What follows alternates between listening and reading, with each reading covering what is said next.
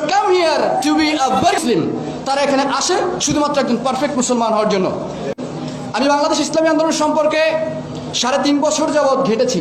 এই 3.5 বছর যাবৎ ঘাটার পরে আজকে প্রথম বিশ্বাস করি যে এটা যদি আমি ইসলামী আন্দোলন বাংলাদেশের সাথে থেকে কাজ করতে পারি তাহলেই হয়তো এটা সম্ভব।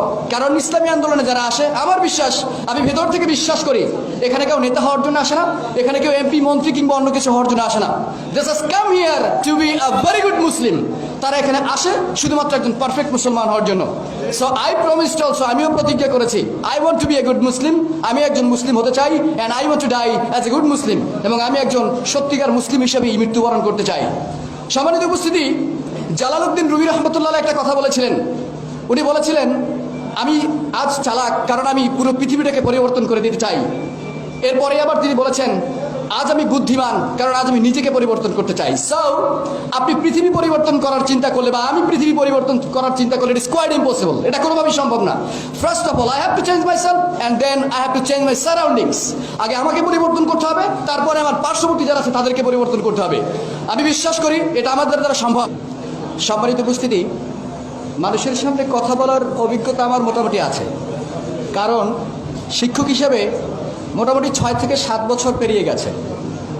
যেহেতু একজন ভাষা প্রশিক্ষক হিসেবে কাজ করতেছি, তাই বহু মানুষের সামনেই আবার দেখা হয়েছে। কিন্তু আজকে যখন শুনতে পেলাম যে আমাকেও আজকে আপনাদের সামনে কিছু কথা বলতে হবে, তখন আমার ভেতরে কেন যেন 7 কিংবা 8 মাত্রা একটা ভূমিকম্প শুরু হয়ে গেছে। আমি বুঝতে পারলাম না যে আসলে কী কারণে আমার ভেতরে ভূমিকম্পটা শুরু হয়ে গেল। কিন্তু মঞ্চে আসার পরে নিজেকে প্রশ্ন করলাম যে কেন এটা আমার ভিতরে কাজ করছে। এটা কাজ করছে এই কারণে যে আজকে তাদের সামনে দাঁড়িয়ে কথা বলতেছি, তারা quite different than any other people. আমি আগে তাদের সামনে কথা বলেছি, তাদের থেকে আপনারা সবাই অনেক বেশি ডিফারেন্ট।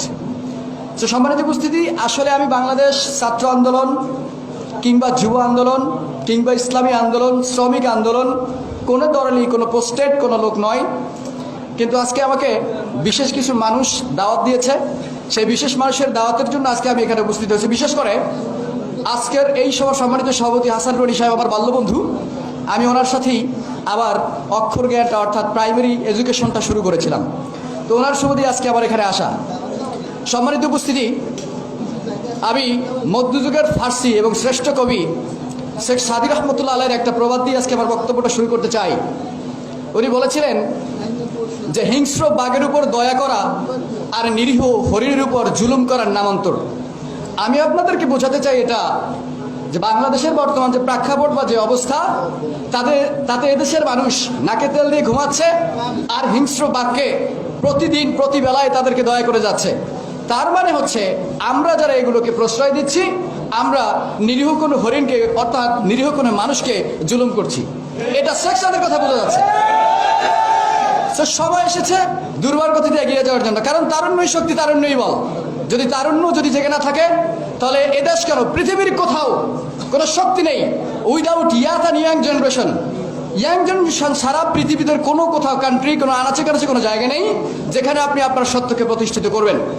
আমি বাংলাদেশ ইসলামী আন্দোলন সম্পর্কে 3.5 বছর যাবৎ ঘেটেছি। এই 3.5 বছর যাবৎ ঘাটার পরে আজকে প্রথম এসেছি। আপনাদের ইসলামী আন্দোলনের বরিশাল মহানগরের যে ছাত্র আন্দোলনের সভাপতি এবং এরপরে যারা নেতা আছে, ওনারা সবাই আবার স্টুডেন্ট আল্লাহর রহমতে। ওনারা আমাকে ফোন দিয়েছিলেন, ওনাদের সাথে আমার কথা হয়েছে। ওনারাও রিকোয়েস্ট করেছে যে স্যার আপনি আসেন, ইসলামের পতাকা তলে আসেন, আমাদেরকে দেখেন, বোঝেন, ইনশাল্লাহ আপনি সুন্দর একটা জীবন লাইফ লিড করতে পারবেন। পরিবারের সাথে কথা বলে দেখলাম যে আসলেই ছাত্র দল বলেন, ছাত্রদ্বীপ বলেন, যেটাই বলেন না কারো, অ্যাকচুয়ালি ইসলাম ছাড়া আসলে তো কিছু নেই। সেটা আমাদেরকে কোভিড-19 বুঝিয়ে গেছে।